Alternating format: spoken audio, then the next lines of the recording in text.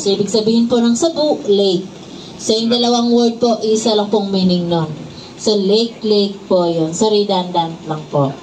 So, Lake Cebu is very blessed with the 3 lakes. So, yung unang lake na nadaanan nyo po along the highway po, yun, paakyat po dito. Yun po ang Lake Lahit. Yung Lake Lahit po ang pinakamaliit na lake. So, may lawak lang po doon na 24 hectares lang po. And then yung pangalawang lake po is located at the top of falls number 1. So yun po ang Lake Saloton. Yung Lake Saloton po ang pinakamalalim na lake. So may lalim po doon na 200 feet deep approximately. And then may lawak po doon na 48 hectares. So nandito po kayo ngayon sa pinakamalawak na lake. Ito po ang Lake Cebu. So may lawak po itong Lake Cebu na 354 hectares. And then ang pinakamalalim na portion po nitong lake is located at the front of Punta Isla po kanina. Sa may bandang gitna po doon, may lalim po doon na 180 feet deep approximately or 60 meters po doon po na portion. So dito po na portion, may lalim po dito na nasa 140 feet deep approximately. So yung mga boxes po sa paligid, yan po yung mga cultured na tilapia. Sa isang box po ng fish cage, may laman po yan na nasa 1,000 to 1,500 fingerlings or similya po ng tilapia. Sa pagpapangain po ng tilapia, 3 times a day po yun. So umaga, tanghali, and then hapon po. So parang tao lang din po. So ang kaibahan lang po natin, wala na po silang snacks or merienda. So yun po. And then ang harvest time, 4 to 6 months. So 4 to 6 months, may regular sizes na po yun na 3 to 4 pieces in 1 kilo. Pero nakadepende pa rin po yun sa pagpapakain po ng tilapia. So dito po so the first Bali musical instrument, we called it kumbing or a bamboja harp. They usually played it during eclipse time to call the moonlight back. The spirit of kumbing is deep there under the earth and deep unto the sky. So ladies and gentlemen, the sound of kumbing.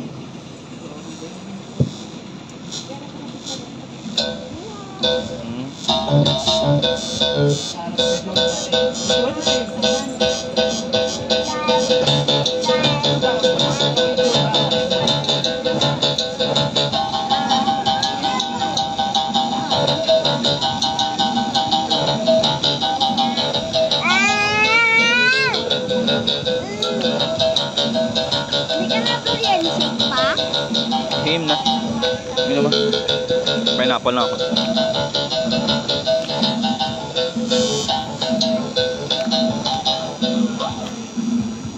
So that was the sound of kumbing. And the next Bali musical instrument, we called it salali or a bamboo flute. The Bali played salali to express loneliness, especially when you are far from your loved ones, families, and friends.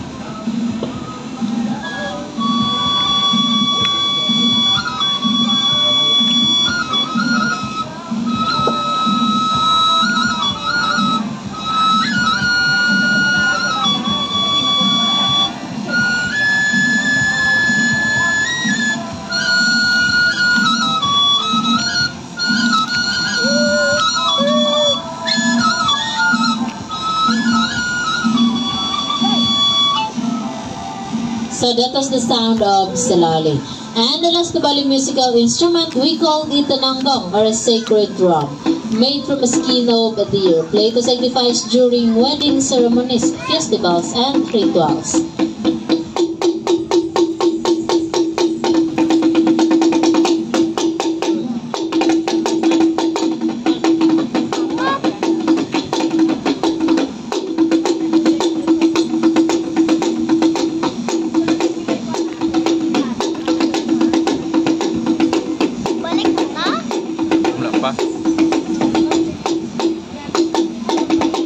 So ngayon naman po some of the Tabali dances. So the first dance, we called it Madal Taho or a true dance.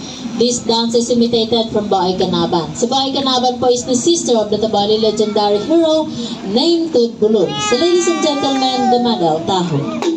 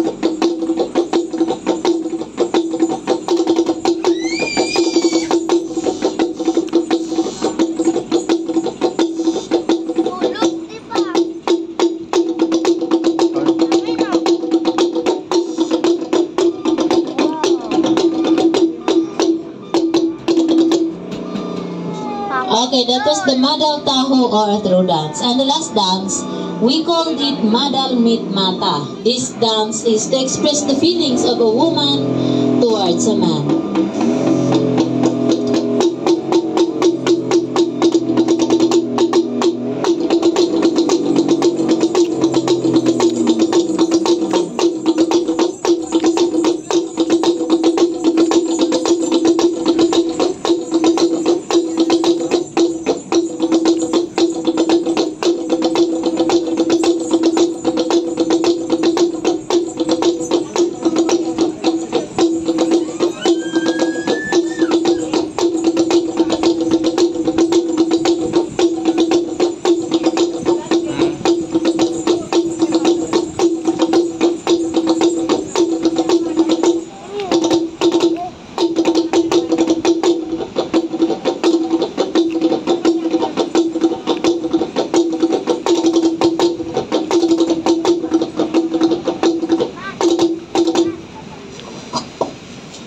Okay, that was the Madal Mit Mata. So that was the end of our cultural presentation.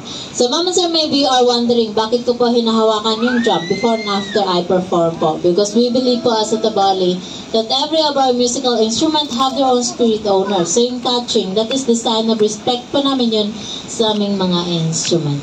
So Mama Sir, so dito po na portion, dito na po yung pinaka-the best spot po for picture taking. So bibigyan po namin kayo ng time para magpa-picture po sa paligid. And then later on po, meron po kaming maliit na box place on your table. So heartily given lang po yun sa gustong mag-share po ng kanilang blessings. So enjoy the rest of the tour.